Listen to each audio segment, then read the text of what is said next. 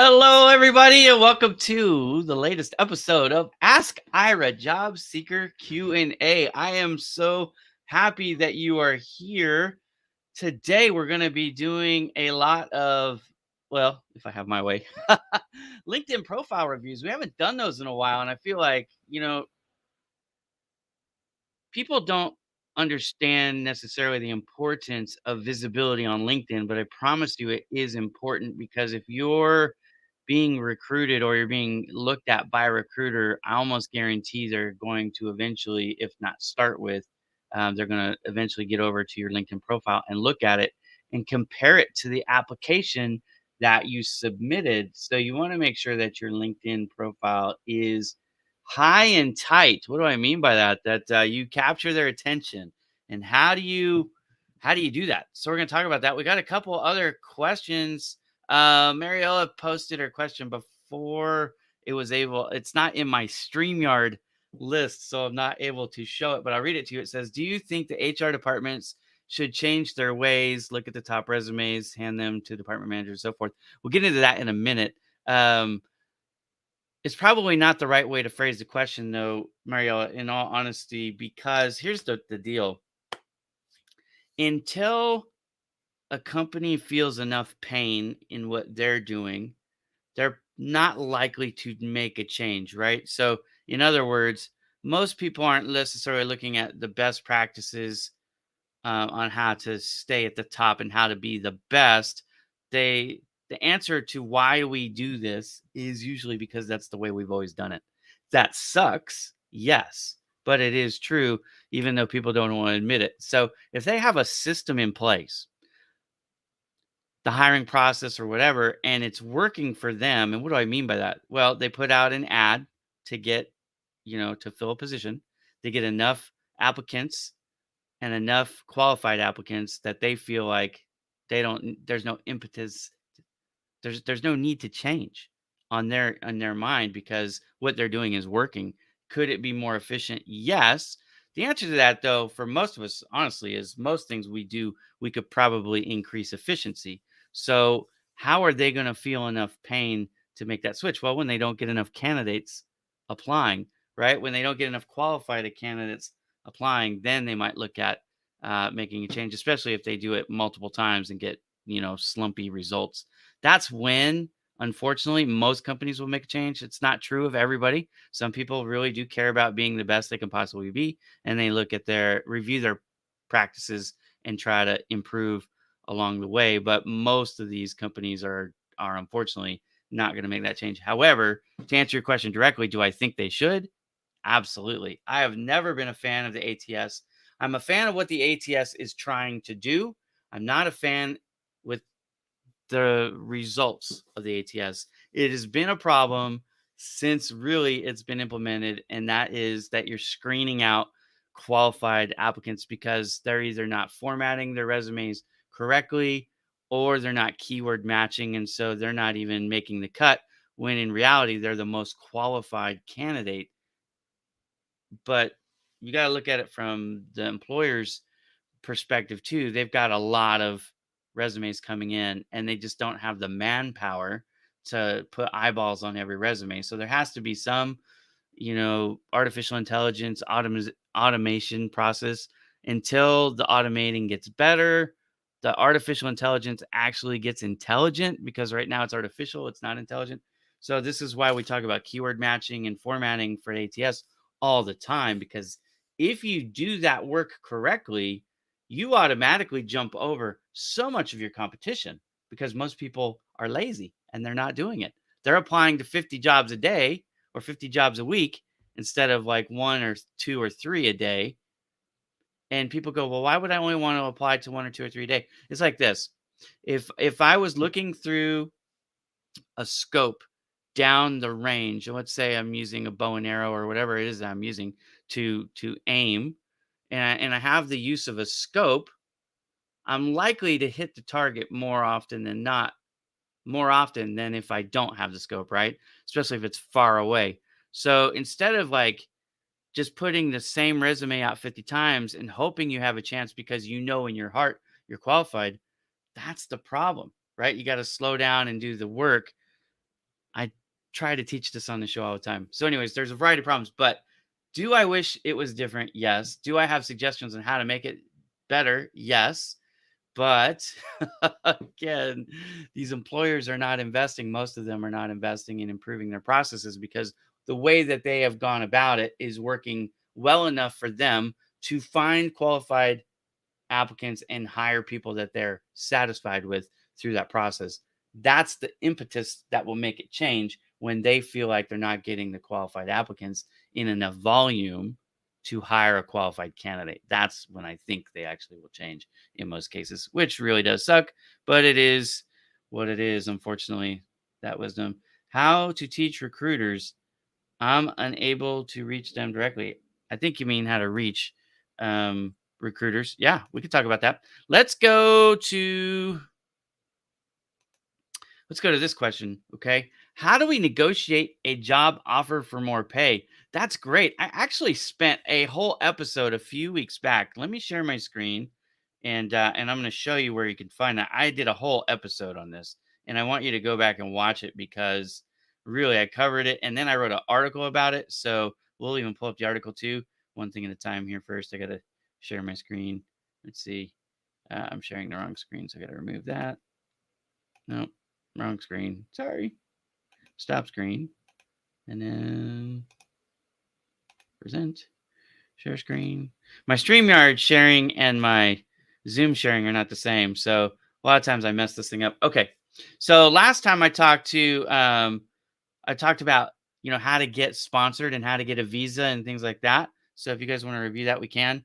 But on Project Help You Grow, if you go over to the Ask Ira tab, that's this show, Ask Ira, right? Job Seeker Q&A. So you come over here to the Ask Ira tab, and then if you scroll down, it's going to take a second here.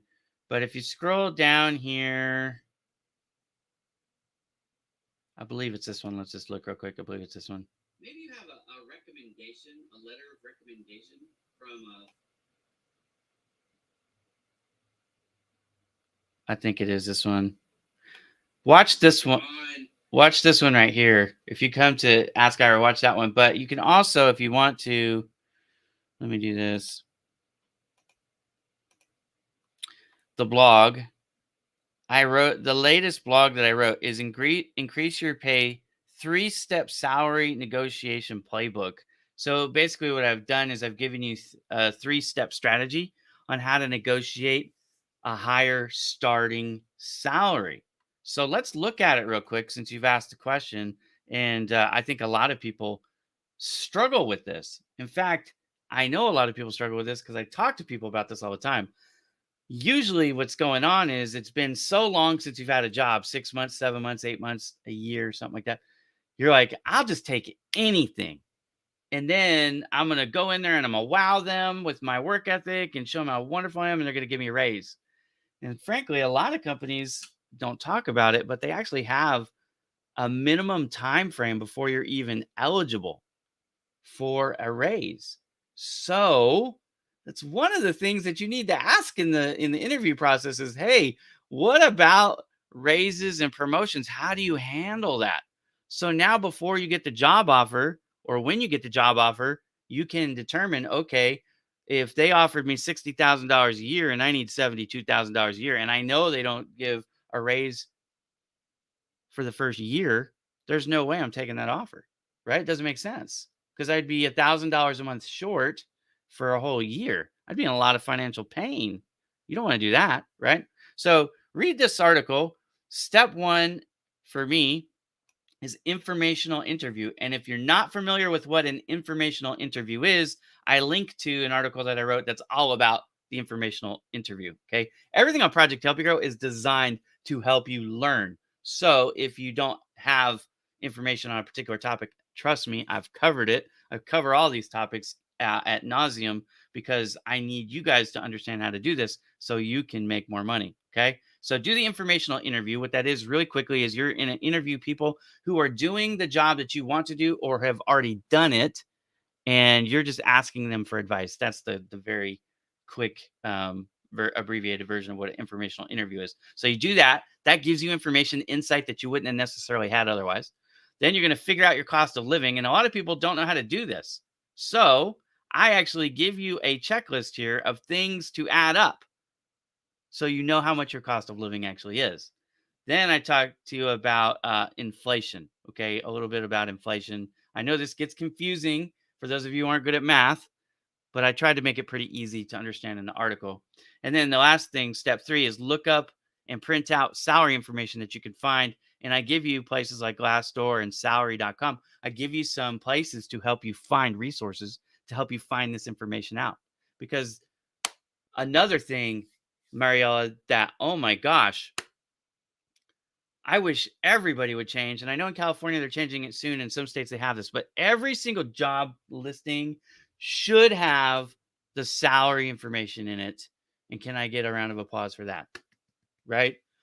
Why don't they advertise this job is going to pay you this much money or a range? That's fine. You know, if you say it's $60,000 to $66,000 a year, okay, great.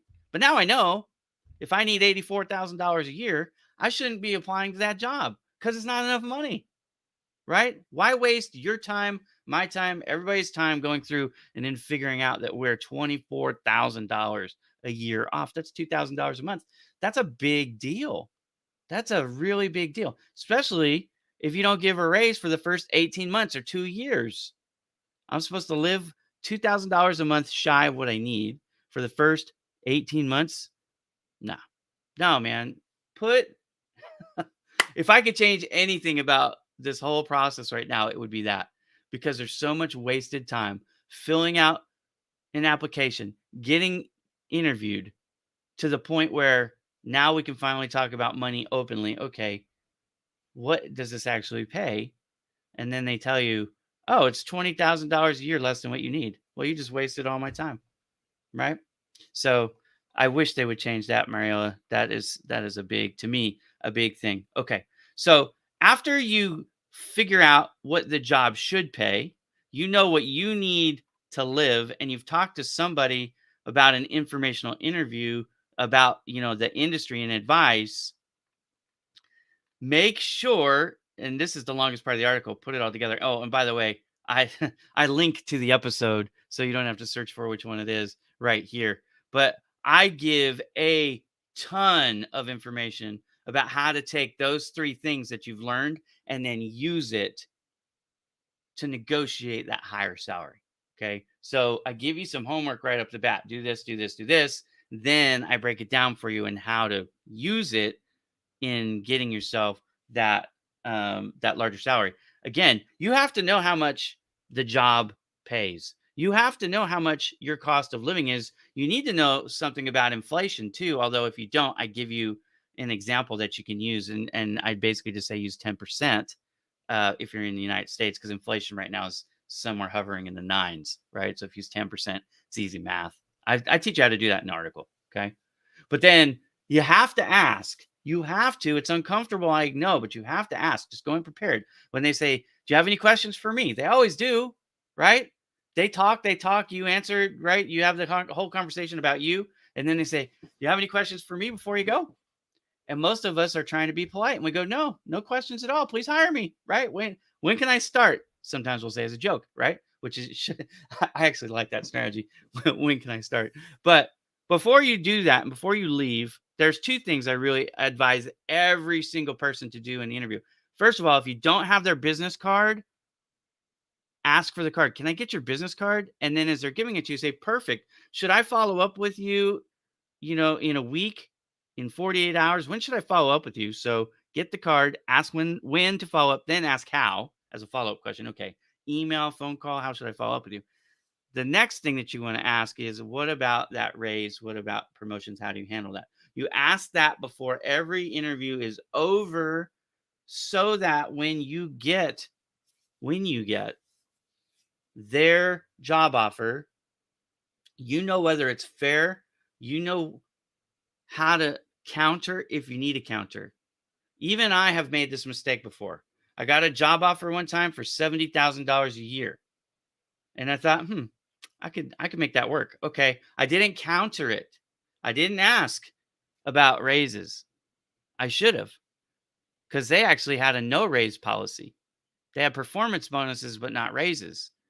And I needed a raise. I ended up having to work a second job to cover auxiliary expenses, things that were not in my original budget because I wasn't making enough money at $70,000 a year to pay for my family. I have a large family. Okay. So I understand $70,000 a year for most people would be adequate. And that was what I was thinking at the time they made the offer. Like, it's a good offer.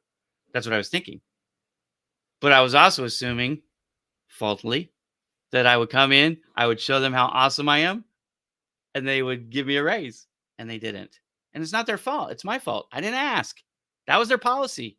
They didn't start the policy when they hired me. They had the policy before I started there. If I had asked, I would have known.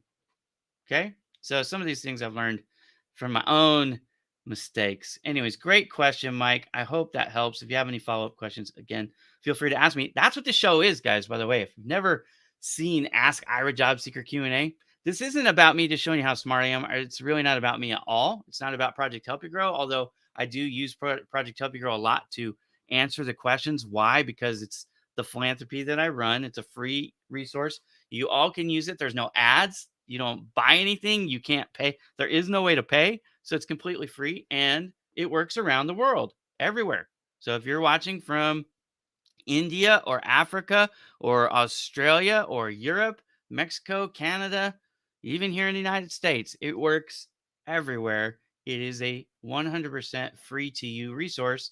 I fund it out of the proceeds from Bowman Digital Media. Okay, so there you go. All right. Oh, how to reach recruiters was the next question. And let's see, who was this? Because I can't see you.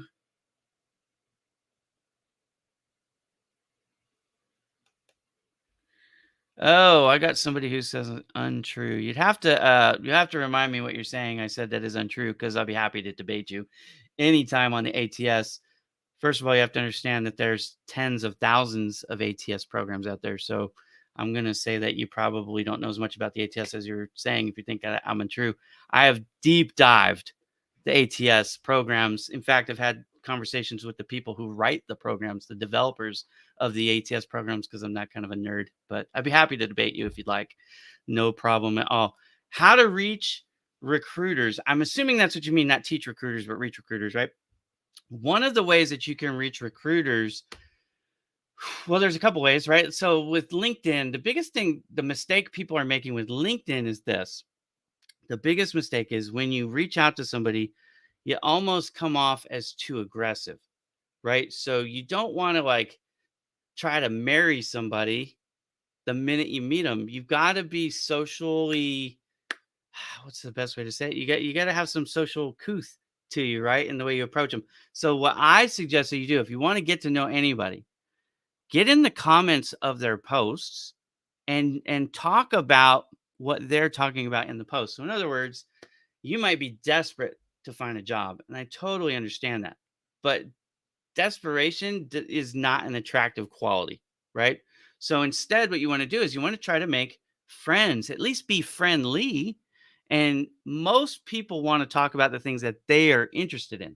So if you're talking to somebody in the comments of their post about the content of their post, in other words, what are they trying to talk about? They're talking about the ATS, right? Like I think Carrie and I are going to talk a little bit more about the ATS. Then you want to talk about the ATS, right? So you can say, make a statement, you can ask a question, you could even tell them, hey, that's good information, thanks for sharing it, that kind of stuff. But if you do that repetitively, if you're talking to somebody in the comments about the things that they want to talk about and you do it 3 or 4 times, usually they're going to start to notice you. They're going to be like, well, let's do it a little bit different. I get asked for help. Can you help me find a job? Can you make an introduction for me? Will you hire me? These kinds of things all the time. So what makes it different to me is when people come at me, instead of asking me for something, they're like communicating with me about the thing that I'm interested in. It just hits differently, right? And so you stand out. A lot of times if you do it well enough, again, 3, 4, 5 times, they'll actually send you a friend request, a connection request, specifically on LinkedIn, right? So one way to reach recruiters is to engage them in their social media content. Now, another way, and it was in the article that I just shared about salary negotiation, one of the things that you can do is that informational interview. Okay. In the informational interview, you're going to go and you're going to talk to somebody in your industry that's above where you are, but where you want, they've either been where you want to be or they are currently doing what you want to do. And here's the idea. You talk to them, you lean on them for help, and what do? Usually, usually they'll take an interest in your success, and they likely in that industry know some recruiters. They know people in their Rolodex, pardon the expression, it's the oldness in me coming over, right? But in their list of contacts, okay, that's what a Rolodex was. It was like a place you stored your business cards. Anyways, what they would do is sometimes, not all the time, but if they take an interest in you, they can, especially like the role of a mentor, they can try to introduce you to people like recruiters. And that is powerful. When you get a referral over to somebody, like a recommendation, usually it happens with me. Somebody will shoot me an email or a direct message and they'll go, "Hey, Ira, and this is somebody that I know, right? Auspiciously, I know them, and they'll reach out to me and they'll say, I would love to introduce you to so and so because such and such, right? And usually, what'll happen when that comes in, especially if I know the person really well is making the referral, is I will take an interest in that person because of my relationship with the other person. So there's another way to get to reach a recruiter. The third thing that you can do is simply ask, right? You go through your LinkedIn profile or you go through your list of contacts and you see that they know somebody, you have a mutual connection, and you just ask them directly, "Hey, would it be possible that you could introduce me to so and so?" Right? So there's a few different ways that you can reach them. So there we go. All right, next one here. Should I reapply for a job vacancy where I recently did an interview and immediately while I was waiting, they again re-advertised? What should I do in this case? Wow, that's a tough one. Um, I need to know a little bit more information on that because sometimes when we're applying for jobs, we're applying through third parties like Project Help You Grow, frankly, right? So if the original job board was put out like on a company, it was put out on a company page, and then it was picked up by Indeed, picked up by ZipRecruiter, and then picked up by pretty much everybody else. The company usually doesn't report back to anybody but the initial place that it was posted. So sometimes you're like caught in this delayed web. They had already put it out the order to repost this thing, and there's a lag. And I know this can be technical, but it is what happens in some cases. You just have a omni-channel approach that's happening. So you don't need to reapply in that case. But again, your specific situation, and you might not know, right? So the answer in this case is I'm not sure. In some cases, yes. In some cases, no. I wish I could be more help on that one. Good question. All right. So, Carrie, I'm back here, but to be fair, this is the same comment you made before. I just said it caught my eye because I don't usually get called untrue out here. So I look forward to reading your comment later if you're engaging me. You're welcome. Glad I could help. Why is finding jobs so boring? I agree with this. It really is. I don't know how to spice it up for you. I will tell you this, if you're interested. All right, if you're interested, let me share my screen. I have something for you. Maybe that will help you out. I don't know, it might not. It is boring. I think finding a job is very boring. So, I wrote this article, man, I want to say 2 years ago. It's been a minute. Hang on a second. We're going to find it together.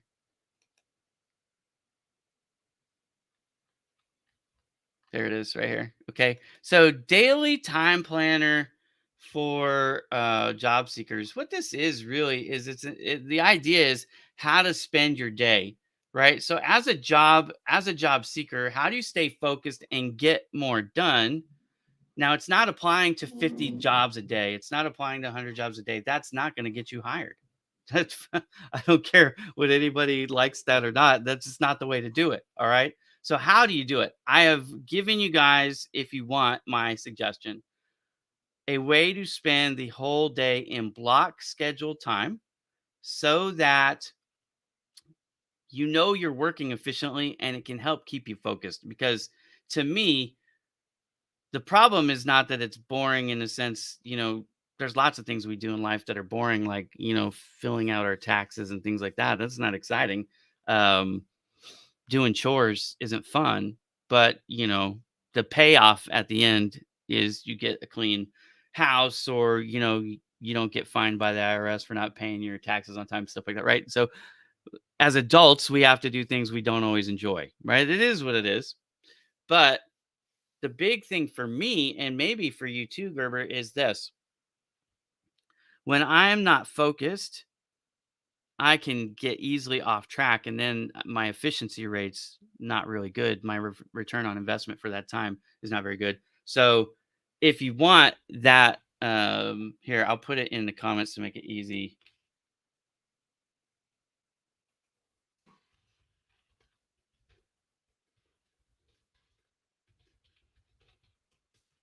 Oh, you don't have to search for it like I did. So, it won't show up on Facebook, by the way. Any of my links to any of my links to Project Help Your Grow, Facebook doesn't show. Sorry about that. It just is what it is. But if you're on LinkedIn, you can find it here. Just click on that. But, anyways, the daily time planner for job seekers is my suggestion on how you use your time, right? I have a portion of time for doing all kinds of things: searching for jobs, doing research on the companies, reviewing the resume, making sure that your keyword match is correct so that you're going to get that interview. Anyways, that's the goal, right? Get the interview, get the job, so you don't have to stop being bored or keep being bored. All right. Thanks, Mario. I appreciate you. Thank you, Tario. I'm not sure what that was about, but cool. Yes, thank you very much. Such good advice. I try. Look, if I'm going to do anything, I'm going to make sure that I'm informed. And when I'm informed, I'm going to try and help share what I've learned with other people. That's my nature. So, and I'm not perfect. Look, things change. The world is not static, it's dynamic. So things do move around, but there are so many moving parts to this job seeker experience. And a lot of job seekers just aren't up to date on what the effective things are or why we make the recommendations that we make. It isn't because it's the best system. It's far from perfect. This thing is really messed up. Um, One of the things that would make life way easier if there was a universal ATS program out there somewhere, right? But as I've mentioned many times, Talal, which is the number one used ATS program in the world, it's only being used. Not even 20% of companies in the United States are using it. It's just under 20%. And just under 20% of the companies in Europe are using it. There are so many programs out there, and they all work differently. Every single one of them has its own logic base, algorithm base functionality. And so you can get away with certain things with some, you can't get away with things with others. The fact is, most of us have no idea what ATS program is being used by the company we're applying to. In fact, we don't even know for sure they're using an ATS. Now, a question I don't get asked enough, but one I will answer for you right now because it is an important question. When a recruiter or an employer is asking you, do you have any questions for me? Usually you're already past that ATS screening because you're in the interview round. Usually goes application, screening review, stacked for interview one, right? And then from that point forward, you're moved on manually in the process, right? Some interviewer or manager or recruiter is scooting you forward manually. Okay. The hard part, the artificial intelligence part, happens with the screen. It starts when the recruiter or the HR person is putting in the job listing. That's how it starts. Okay. So, one thing that you can ask if you're talking to a recruiter or somebody pre interview about, applying, if you can get them to tell you what ATS program they use, you can actually go to that developer's website and get the rules that they use, the actual rules, not what you think it is, what it actually is. For example, PDF format. Number one argument I've had with people about the ATS is the use of PDFs. Now, there are lots of ATSs that now in 2022 recognize PDF format, and the information that is in it is read as individual lines of text, not seen as a protected photograph. But in the older days, especially if they're using legacy ATS programs, which a lot of them still are, to my point before, to Mariella, it isn't, they're not upgrading because there's something newer, faster, better on the market. They're upgrading because what they're doing isn't working for them, not for you, right? So if they get enough headaches on their own, then that gives them a reason to update. Or perhaps now they're updating a computer program, and the operating system they're running no longer is compatible with an old software, so they have to upgrade. So that does help, and that does happen. But for the most part, they're only going to upgrade when they want to, not because your application with the PDF got rejected immediately. You can almost be sure that you were screened out if you get that immediate rejection letter. It's almost always because of the ATS. A human being didn't read your application that fast and say, "Yeah, we're going to move on." What happened was the artificial intelligence in the ATS looked at it, scanned your document, and either read it as a blank because it doesn't recognize the formatting, or it went through, it did the keyword match screen. You didn't score high enough and you're out. Or the other one that people seem to forget about are knockout questions. Knockout questions for a lot of you guys watching from another country could be, are you legally authorized to work in the country that you're applying for, right? So if you're in India and you're applying to Canada and you don't have a visa, that's a knockout question. If you answer no, then you're automatically out. So knockout questions can get you. Not enough keyword match can get you. Incorrect formatting. In other words, you formatted it in a way that the machine didn't recognize where to put your answers. A lot of times with the old PDFs, what it would do is it would come through and look like you submitted a blank application. Now, a recruiter, if they're so inclined, could open it up manually and insert it for you. And I know plenty of recruiters who have done that. But again, we're talking volumes here. So when you're getting 2,000 applications a day for a job, and I don't think most jobs are getting that anymore. But there for a while, there were so many unemployed people out there. Every job, I mean, I had employers who would put up an ad on Project Help You Grow and cancel the ad in less than 24 hours. And I would reach out to them. I'd be like, what's going on? Is there, a problem with my system? They're like, no, we just got so many responses. We had to pull it. Oh, well, I mean, that's a good problem to have, I guess, for them, right? But you have to think about the volumes because they just don't have the capacity, the manpower to go through each one of those applications individually and put eyeballs on them. That's why, part of why they use the ATS. ATS does way more than screening. Like I said in my article, ATS Demystified, and I explain what the ATS actually is and how it actually works from start through hiring paperwork all the way through from the time the job listing is written, all the applications, where they are in the process, through the hiring paperwork to onboard. The ATS covers it all. And it's not just for one person, it's for the whole company. You see what I mean? So there's a lot going on with the ATS. A lot of people just don't get it. But okay, so why the profile isn't showing up, I can actually show you. What you want to do is you want to go over to your settings in LinkedIn and go into profile settings and then open it up so that third parties can see it. LinkedIn defaults with that being closed, but you want it because, especially as a job seeker, if you're getting looked at by people who aren't actually on LinkedIn, right? But your name comes up in a Google search, you want them to be able to click over and see your photo because it makes it look like you don't know how to use LinkedIn. And it's not the case. It's just you didn't know you needed to update the setting. So there you go. Um, all right, let's see. What strategy helps people relaunch themselves after a career break? Yeah, good question. There are skills accumulated during the break, not essentially something related to the career, but different skills. Yep. How to showcase them in the resume. Thank you. Great question. One of the things that you can do when you are after a break, and I know for some recruiters, for some employers,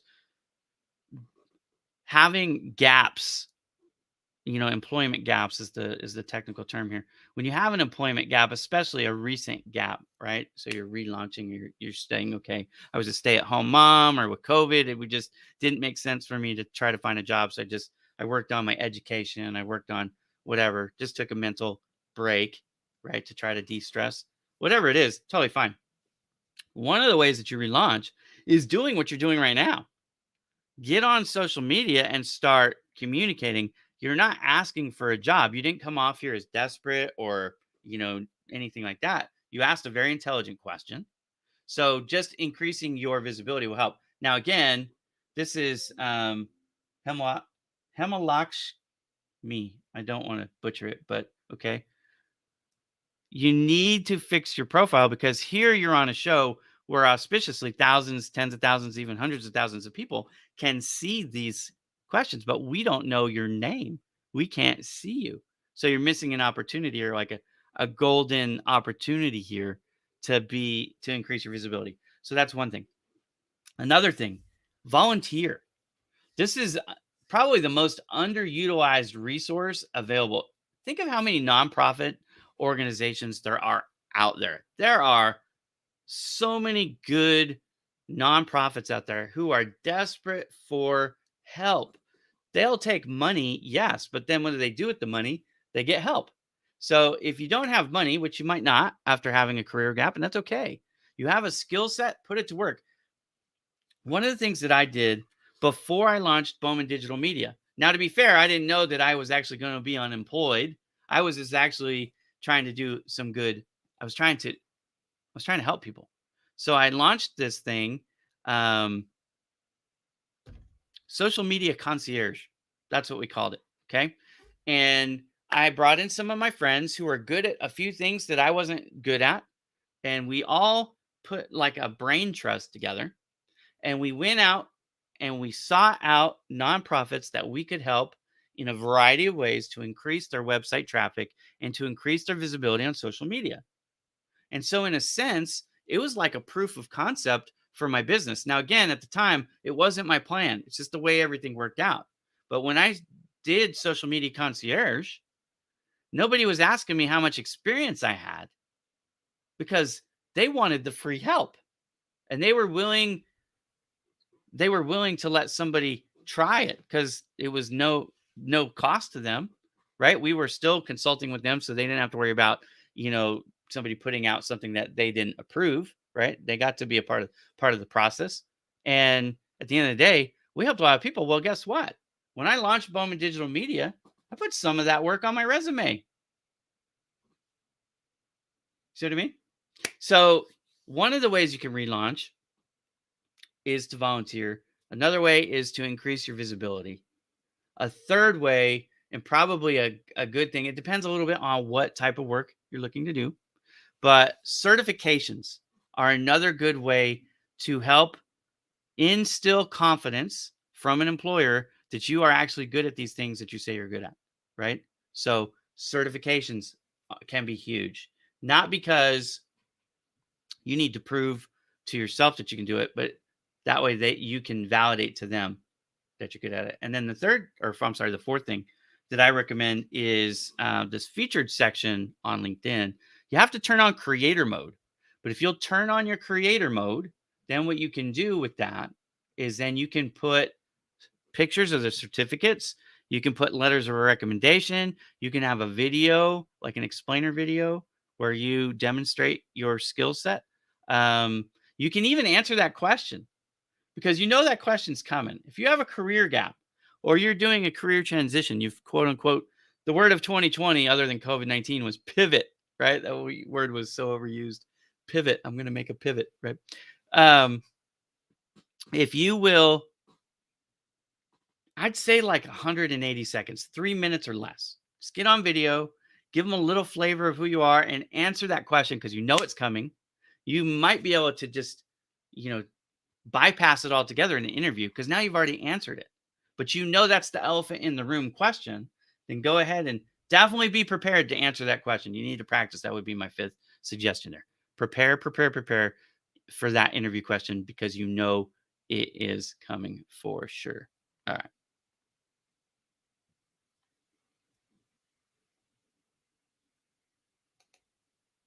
Very good. You should definitely do that because the profile is so important. Look, if your profile isn't correct, like I said in the beginning, a lot of recruiters are going to go to your LinkedIn profile. They will, if they're interested in you, because they want to validate. And here's it's funny. So there's a catch 22 here. I've talked about it nauseum on the show, the need to do keyword matching. You take the job listing, like you go to jobscan.co, for example, you upload the job listing, then you upload the resume. Why do you do that? Because the ATS is looking for the match, the percentage match of keywords. What's in the job listing versus what's in your resume? And it has to be an exact match. I teach you how to do that on Project Help You Grow. Okay. But what we're not saying to do is to fabricate or to lie. We're not talking about stretching the truth or anything like that. We're just talking about basically you taking acronyms and synonyms and things like that, and you're either spelling it out if it's an acronym or if it's synonym. Like say the job listing might say graphic designer, and I might have digital artist. Well, digital artist, graphic designer, same thing. Okay. But if I don't change it from digital artist to graphic designer, the artificial intelligence is not smart enough to recognize that digital artist and graphic designer are the same thing and give me that point. So I have to go and change it. So when they go to your LinkedIn profile is not keyword matched for their job listing. So what they want to see is that it all jives. Okay, the dates are here, the companies are here, the uh, titles match up, the job descriptions match up, even though they don't read exactly the same because they know you had to do the keyword matching for the ATS, but they still want to make sure that you didn't invent anything. You're not making anything up, right? They're not wasting their time because somebody wrote a good resume to match that job description, but in reality, that isn't who they really are professionally. See what I mean? So having a good LinkedIn profile that's interesting, that shows off your skills, that shows that you are competent on social media. Those are things that they're looking for. They're also looking for good imagery, right? Like Mariella talked about it. It appears that you don't have a profile photo, which may not be true. You might just have it set where it's only if you're connected directly, right? That people could see it. I'm not your first degree connection, so I don't know that, right? But LinkedIn defaults the photo to only be seen. The default is by your direct connections. So you have to change that. Now you can open that up to third parties, third level connections without changing it up to third parties like Google, right? So there's a couple things that you have to change there. But as my former intern Sabrina knows, there are a million ways to say the same thing. Look, even if it's a misspelled word, it's not a keyword match. That is crazy, but true. So you have to do seek, right? When you put it SIC in parentheses. I misspelled this on purpose because you misspelled it in the resume or in the job listing. See what I mean? Like you want that keyword match. You got to read it. You got to first of all, you got to be able to identify what are the keywords. One of the tools that I use, I actually learned this from Kirsty Bonner, is Word Cloud. So she taught me about that. She's like, just take the job description over to Word Cloud and see which words are the biggest. If you guys are not familiar with Word Cloud, I will go there right now because Word Cloud is a really cool tool and it is free too. So I believe it's just wordcloud.com. Yeah.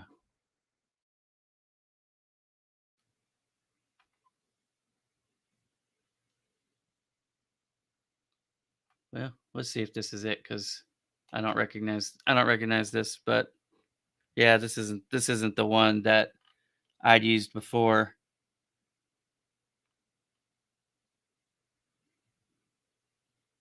Let's just see if it works. I'm sure it does. Okay, so what we'll do is we'll go in here and we'll copy the text out of my block schedule.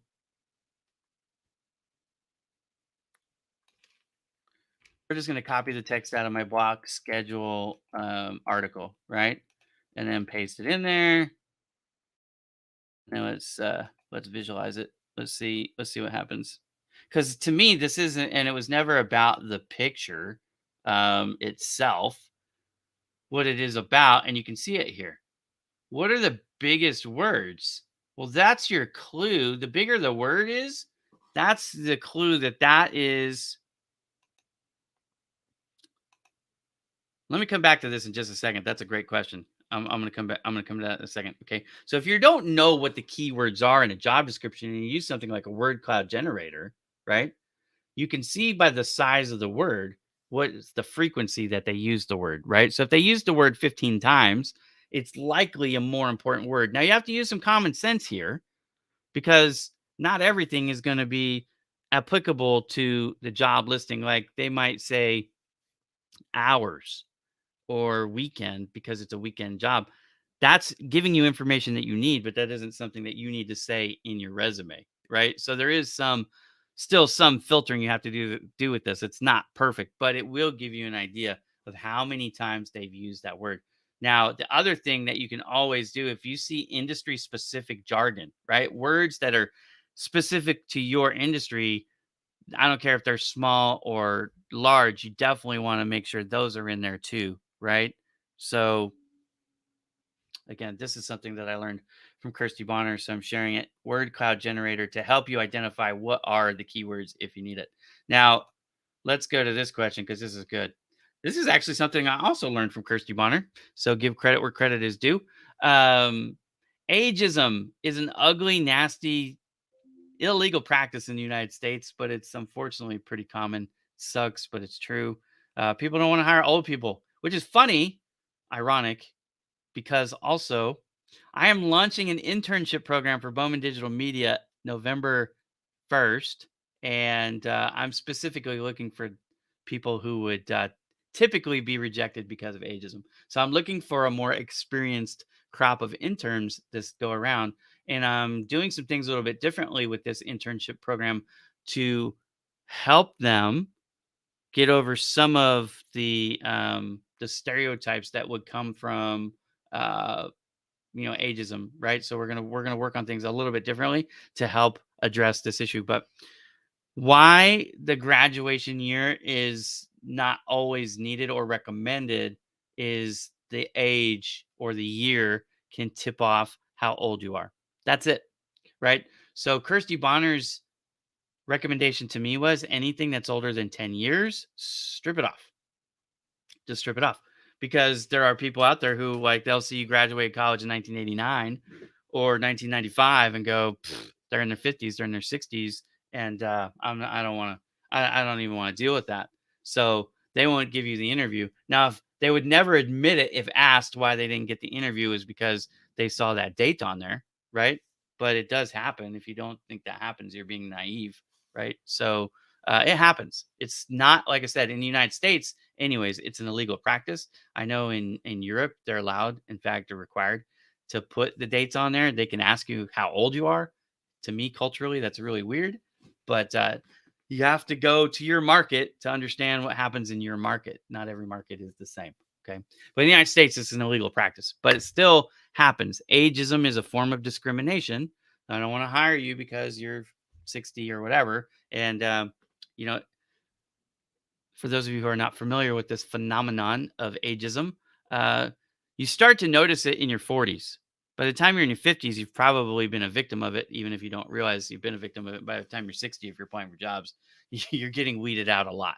It isn't fair. Like I said, I'm doing what I can to combat this thing.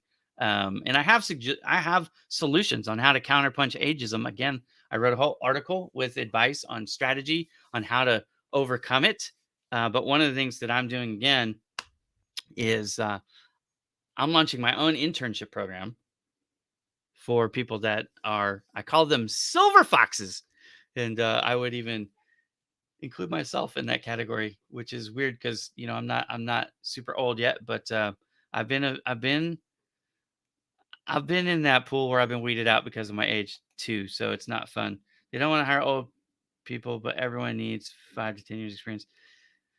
Yeah. So this is, the major thing with older folks, the real conversations I have, and Sabrina knows that I like to do heart to hearts because Sabrina and I had heart to hearts on different things, including she helped me understand race from a different perspective because, obviously I'm not black and I'm also not a girl. So Sabrina's helped me quite a bit. But people that I've talked to, employers that I've talked to in the past about this particular subject, about ageism, will tell you it's usually two things. The first thing is it really is expensive to bring people in and onboard them. And if you don't know how long they're going to stay, that kind of sucks. Like if you think, oh, they might want to retire in a year or two or three or four, you don't necessarily want to go through the expense of onboarding somebody that's not going to stay very long. So I do kind of understand that, but it's still not fair, right? I'm not trying to justify it. Just like, okay, that kind of makes sense. I can kind of see that. But the second one sucks. I mean, just everything about it sucks.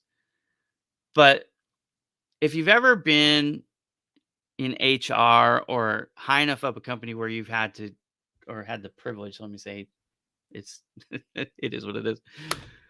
Healthcare, the cost of benefits. One of the things that stinks is it's not one price for everybody, right? They look at the demographics of your staff, and that does play a huge part in how much your particular benefits package is going to cost the employer. So it comes down to economics for most employers. They're not doing it because they hate old people. They're doing it because they're trying to reduce costs, overhead. But HR benefits are tied to the price of them, are tied to the demographics of your workforce. It's not just age, it's also their health conditions, right? Pre existing health conditions, their family health histories, all that stuff goes in and is part of this equation that gets calculated and then they spit out this number. And as most of you probably know, those numbers seem to go up every year, right? So you're doing as an employer everything you can to keep those costs down. And that's one of the things that they do. Again, it's illegal because it's a form of discrimination and you can get sued for it if you do it, but you have to get caught, right? So the reason why they take the year off of the graduation, or like Kirsty Bonner actually taught me to do this. I have two in my now. I'm not looking for a job anymore. I own my own business. Okay. So I don't even have a resume in full disclosure. But when I did, because with Kirsty Bonner's help, is I had current job history, and that's everything that like you're used to seeing it, right? Date, location, title, detailed work description. Okay. But then I have previous employment history. So a second category. And that is a stripped down version. No dates on there. It has the city, the title, and a very brief job description. So those are the things that are on that. So the first section is everything that's within 10 years, current to 10 years. And the second section is the stuff that's relevant to that job that I'm applying to. Everything else is taken off. And like I went to, in full disclosure, and most of you know because you've looked at my LinkedIn profile, I went to San Jose State and I went to Liberty University and I graduated from Liberty University. So like Liberty University on my resume, actually this year would be the last year that I would have that date on because I graduated in 2013. But anyways, that has the date on it and the GPA and all that stuff. And San Jose State, because I went to San Jose State in the 90s. I know I'm not old, right? But I went in the 90s. So that doesn't have the date on it or the GPA and some of the other stuff because I stripped out the details. So, anyways, that strategy is something that I developed with Kirsty Bonner after picking her brain and talking to other people. But we came up with a pretty good strategy for combating ageism. Like I said, I wrote an article about it not too long ago because it seemed to be affecting a lot of the people that I like and care about. So I wrote the article to help them, and hopefully it's a help to everybody else. All right, now would anybody like? We haven't done any LinkedIn profile reviews, but um, if you want your LinkedIn profile reviewed, this is free. You get an opportunity. Look, I don't like to brag about stuff, but I do have nearly 200,000 followers on LinkedIn, and I'm pretty good at LinkedIn.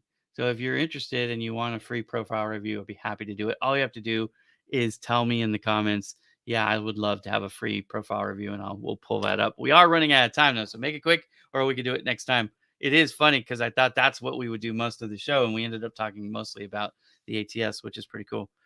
I'm 30, but it's still brutal. Yeah. Um, to Mariella's point, they want young people with 5 to 10 years experience. It's funny though, because when you graduate college, you think you pay all this money to get the degree, but then a lot of these entry level jobs are 2 to 3 years experience too.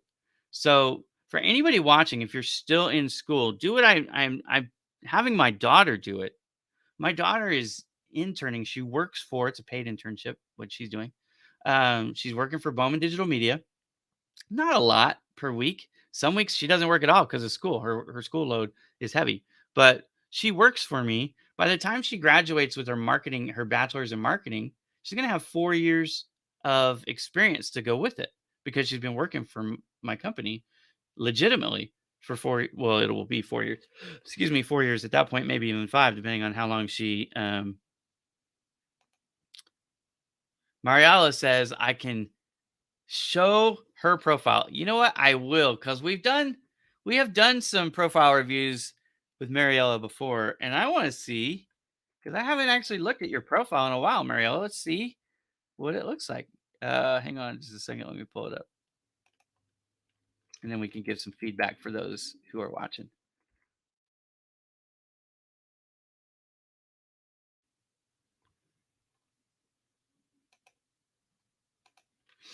Okay, so this is my good friend Mariella. So the very first thing that you will notice about Mariella, the profile, is she has a cover photo, and you definitely want a cover photo.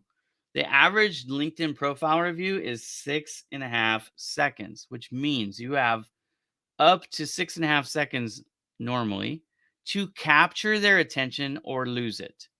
Okay. So because a picture can communicate more words or more a meaning faster. We can absorb the meaning of a picture faster than we can written text. A picture becomes very important. So if you look at what Mariela is saying here, and she's got it on the right hand side, which I also agree with.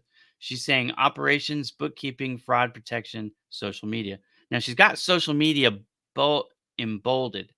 So to me, that becomes, and Mariela, maybe you didn't do this on purpose, but that becomes the most significant word there, social media. I don't know if that's what you're trying to communicate.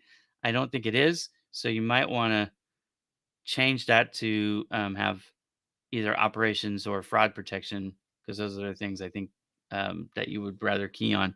But I do like it. She also has it down here in the headline, which is very good. And here's why. So when it's here, it's for the human being. We see it, we absorb it. That is excellent. This part, the headline, is actually mostly for, even though a lot of people will read it, this is mostly for the algorithm or the artificial intelligence to, how do you get discovered by people that don't know you, but who are looking for what you do? The headline becomes extremely important for that, because when they're up here in the search bar, they're probably not searching for Mariella's stock mall. They might be looking for somebody who's good at fraud protection, good at operations. So there you go. Okay. Now, again, that's why I like profile reviews, because she didn't actually do that on purpose. It bolded that one. That happens sometimes, right? You're working in Canva or whatever, and it does something you don't want to do. So that's why checking your stuff out every once in a while is good. Okay. Now, one thing I will say, Mariella, about your headline, it's a little short. You have more room there to add more characters. So what I would suggest doing, how else can you say operations, fraud protection, finances, and social media that you would want to get found for, discovered for by people who don't know you but are looking for somebody with your talent? Now, my friend Mariella is not a spring chicken. She is one of my silver foxes. All right.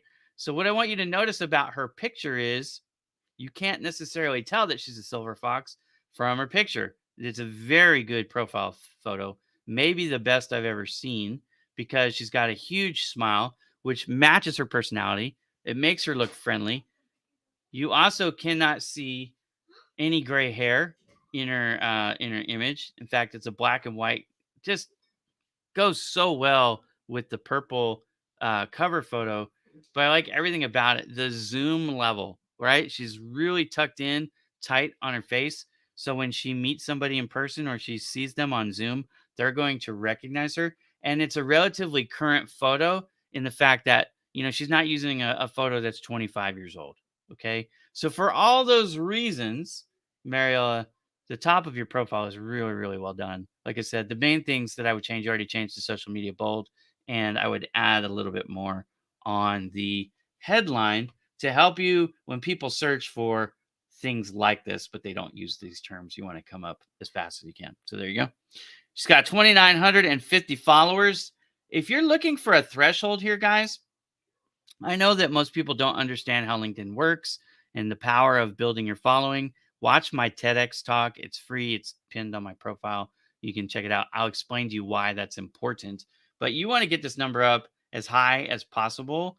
It does matter. And so I would say if you're under 5,000 folks, you want to try to get the 5,000 as much as possible because there's an inertia that starts to happen as your following grows. Mariella said it. She's been adding quite a few followers lately.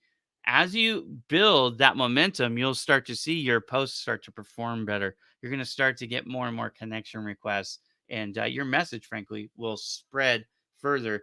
What people never seem to understand about LinkedIn is why there's a first, second, and third level connection on LinkedIn. What is the purpose of that? If there was no reason for it, LinkedIn wouldn't have it. But there is a reason for it, and it affects us all. Most people just don't understand how it affects you. But let me tell you quickly that it affects how far and wide your message is going and who can actually see your message. So I forgot I'm not even on camera this whole time. I've been looking in the camera and using my hand motions and stuff. Anyways, but go ahead and continue to work on your following count. Continue to add these connections as much as you can. Now, I'm not saying you have to connect with everybody, right? I'm not saying that, but what I'm saying is, LinkedIn, the more connections you have, up to 30,000, which is the limit, the more that your message can spread out across the platform. Mariella does have a featured section turned on, which is great. Now, she has a lot of stuff in there. One thing that I'm always going to ask when you have featured section is, do you have the featured section in the right order? Because you can readjust these things. Okay. So you want to rank these based on how does it affect the target audience that you're trying to reach? And if you look at mine, one thing that I do right in the very beginning is I introduce myself and my company, the services. It's actually right now in position 2 because I think I have my TEDx talk in position 1. But the reason why the TEDx talk is in position 1 is because it affects everybody who watches it, right? They're learning something about LinkedIn that they frankly didn't know before. So they watch it, they gain something, and then they're like, "Man, this Ira guy, I got to follow him. I want more of these nuggets." Okay. So the second thing I do is introduce my company. So I'm just going to guess that these probably need to be redistributed a little bit. Like, this is good because this shows you as an expert by somebody else, right? But I don't know what order this should be, but to have part 2 in front of part 1 seems a little bit silly to me. Again, that was what gave me the clue that maybe these are out of order. But again, this one might be more important. But this also isn't you speaking. So there's that, right? You're sharing this information. So this might not be what you want here. Again, I would have to look at it. It would take a little bit more time for me to do that. But just look at the order that you have these presented, and you might want to change them. Okay. So what do we got here? We got all kinds of stuff. You got lots of stuff on there. So that's cool. All right. So now we're going to go to activity, which really there's nothing to look at there. The about section is the next thing that I would look at. What I love about this, just right off the bat, is this becomes really easy to read, even though there's a lot there, because of the use of these bullet points. So that's very well done. What I tell people about the about section mostly is you want to paint a picture moving forward.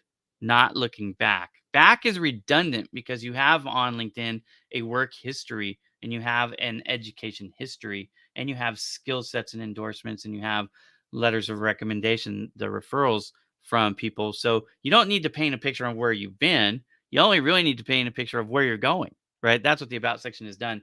And it looks like Mariella has crushed that assignment. So very well done. Like I said, there's a lot of information here, but because of the use of the bullet points, you've broken it up. So my eye could go straight to the QuickBooks or straight to the Slack or these languages that you speak really easily. It's easy to process, right? Because you've broken it up nicely as opposed to just having long paragraphs. And then of course, there's these. Let's talk about titles for a moment. At first glance, you would think, well, the title is what the title was, and there's nothing I can do about that. But I say, au contraire, mon frère, you can. I would not necessarily change the title. Like this right now is actually her. This is what she's doing. This is her husband's business, Steve Stockwell Music. He's a very talented musician. If you don't know Steve, check him out. Follow him on YouTube and follow him on LinkedIn too. And you can watch all his videos. He does really good. Teaches music. He plays in a band. He's a very talented guy. So she's helping with the chief financial officer, CFO work, right? So here's what I would do. If your title is chief financial officer, leave it as chief financial officer, then put a colon, and then next to it, you can start doing some things like CFO, right? And then this is where it gets a little bit different. Now, for CFO, chief financial officer, that's probably all I would do for that one. Okay. But like blogger. So this one, the whole point of this exercise, which would make more sense if I explain what we're trying to do. We're trying to do keyword pickups here. Okay. So in the title, I might have blogger, and then next to it, I might have in parentheses, writer, article, writer. How else would I say that? But you kind of get what I'm talking about. Looking for similar things that I'm going to put next to it that describe what I do too, because they probably are not looking for blogger, right? But blog writer is probably a more searched term, or article writer or author is another way. Content creator is another way, right? So you could say it in a variety of ways in parentheses. Now, you're not trying to say that your title is that, but that is what your title says you do. And you want keyword pickups. And frankly, you're self-employed there, right? So it could be whatever you want it to be anyways.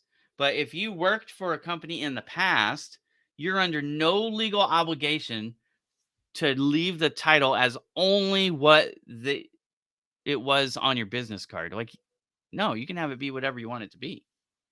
So if it helps you to get discovered by recruiters and employers who are hiring for that position, then do it as long as it's honest. You're not being dishonest, right? Blogger, that was my title. Okay, great. But I'm also, right, a content creator. I'm also an article writer. You see what I'm saying? A blog writer. Like, that's what I did. So anyways, that improves your chance. Why? Because when you start to learn about the internet, you're going to understand this right here gets preference over this, because this is a heading and this is a paragraph. So headings, anytime you can change something with a heading to increase your keyword pickups, you're going to get more points, even though LinkedIn doesn't publish this information. And this is all just from my personal testing, A/B testing. I don't have any documentation from anybody saying this is how LinkedIn does it, but I would bet money that this is how LinkedIn does it. All right. So that's why I do it. That's why I recommend other people do it. Okay. So fix those, update those, and then skills and endorsements. You have 75 endorsements on this one, management. Okay. There's 50 total that a person can have, right? 50 skills total. So right now you have 46. I would recommend adding 4 more that are relevant. But then the other thing, you've got these 3 pinned, right? Management, social media, and QuickBooks. And I can tell you why you have those, because this kind of matches with what you've got up at the top, and that's smart. But when we go inside, And I can see these because I'm directly connected with Mariella, right? So when I come here and I'm looking at these, blogging is 30, small business is 26, finance is 16. You might want to unpin, like bookkeeping is super important, right? So you might want to pin some of the ones that you have and rotate these that you have a little bit less on up to top. And why? Because most people, when they endorse you, are a little bit lazy and they just do the three that are pinned. They don't even open up to look at the rest. Okay. So you're encouraging people to give you the three that you need the most, with the pins. But if you rotate them out, you can get all your numbers up. And so one of the things there's no look, I know people feel different ways about skills endorsements and why you need it and stuff. And I say recruiters don't even use it. It's not for recruiters at all. Because I don't know if you're a recruiter watching this and you actually look at skills and endorsements, let me know. Because I've been asking this question to recruiters for years and I haven't got anybody that uses them anymore. They don't put validity to them, okay? So that's not what they're used for, but trust me when I tell you there is something that they're very valuable for, and that is for keyword search being picked up in the search section. So the reason why you want to rotate these through is because you want those numbers up. So here's what I'm going to say. When you change the pin out and you've got 3 new ones, make a post and say, "Hey guys, if you're connected to me and you haven't endorsed all my skills, I would love for you to come take a look at the ones that I just pinned, the 3 that are pinned to my profile, because I could use some help with that." Now, people who feel comfortable doing it will do it, and you have to be connected with them. So it's not like strangers can do it, right? It's people or people you're connected to, anyways. It gives you an opportunity to build up. Now, I'll tell you that if you're trying to win favor with somebody and you go in and you give them some skills endorsements, which is free to do, right? I never got mad at anybody for hitting my endorsements. I'm just saying how to win friends and influence people. Sometimes you do them favors. Okay. So there you go. Hit those up.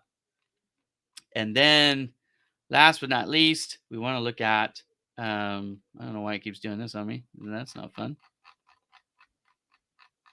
because I'm in this list. I got to go back. That's why. All right. So the last and not least, received and given. You definitely want to make sure that you've given and you received. Look at that. Boom, boom. Hello. You want to give and receive recommendations. This is very powerful. Recruiters do look at this a lot. In fact, one of the things a recruiter gave me insight on was he said, I don't only look at if they've given and received and who the people are. This does matter. But I look at the relevance of the referral, because if they've got fluff and they leave it up, that tells me something about them. So if you get a referral or what LinkedIn calls a recommendation from somebody, it's not relevant, or they wrote something that doesn't really say anything, you should either ask them to revise it or delete it. Not to hurt their feelings, but to not make yourself look like a phony in the eyes of a recruiter who's going to do a deep dive on your LinkedIn profile. Okay.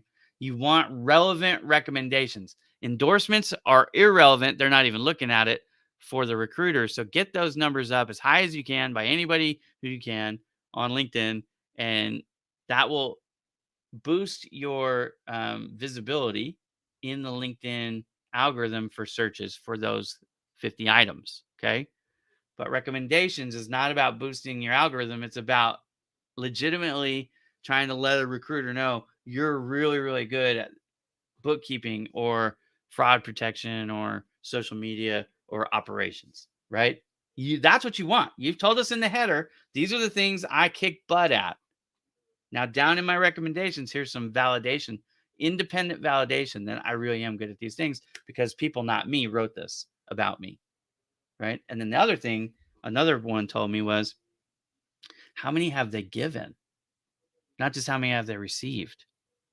Because it's a kind of an insight into your giving nature or your selfish nature. If I have 100 recommendations and I've not given any referrals, I'm probably selfish, right? Because I haven't thought about how I could help other people. I've just thought about how they could help me. And if you got 100 of them and you haven't written any, it's time to get cracking, right? But if you have 25 recommendations and you've written, 18 or something like that, that's fine. It doesn't have to be like 1 to 1. I'm just saying it can't be way out of balance where you've got 35 that you've received and 2 that you've written. You probably, unless you've never been in a management position at all, you know what I mean? You probably should be writing some. Okay. Anyways, that's a little bit of a deep dive with some explanation on how it all works. We are over time, so I'm going to get out of here. But there you go.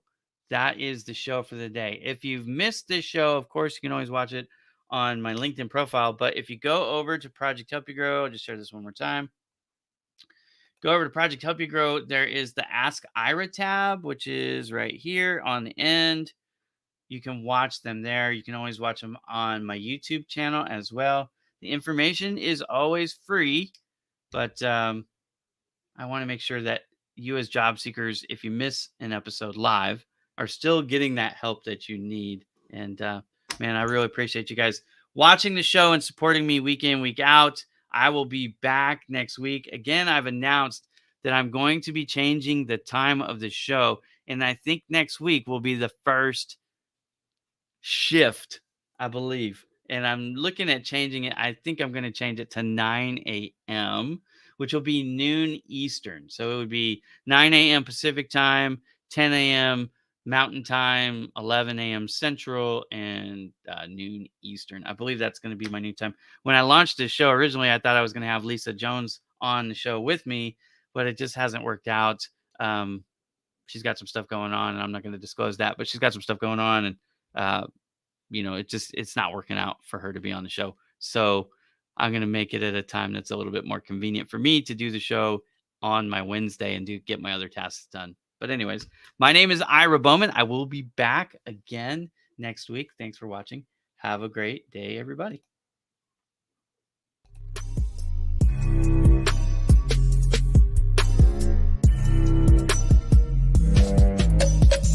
BowmanDigitalMedia.com